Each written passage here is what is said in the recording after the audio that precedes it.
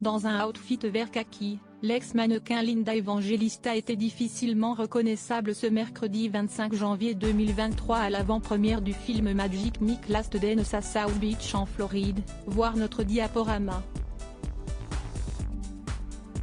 Pour rappel, après avoir disparu des radars pendant des années, l'ancienne star des podiums refaisait surface en septembre 2021 en déposant plainte contre une clinique de chirurgie esthétique, Zeltic Aesthetics Incorporée, la maison mère derrière Cool Sculpting, affirmant alors avoir été déformée du visage par celle-ci.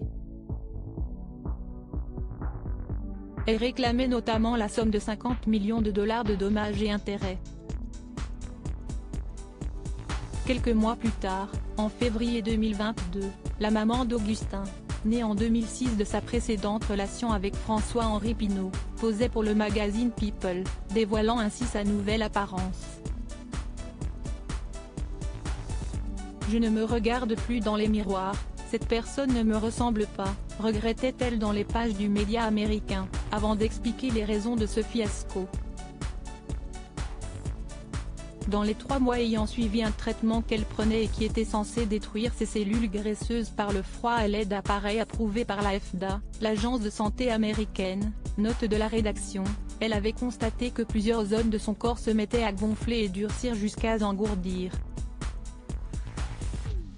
À savoir son menton, ses cuisses ou encore sa poitrine. Je perdais la tête, j'ai essayé de régler cela par moi-même, pensant que je faisais quelque chose de mal.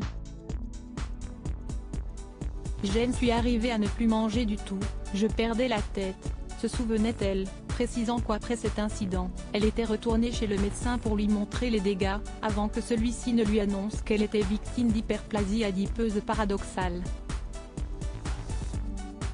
Une complication rare, qui toucherait moins de 1% des patients de Cool Sculpting.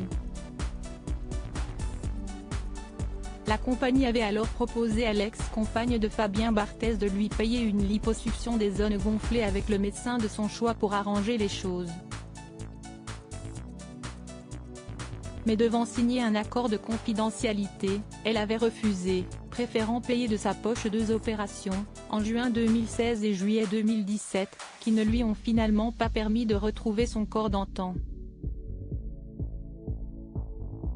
Après ce témoignage, Linda Evangelista avait signé sa première publicité depuis son opération, pour la grande maison Fendi.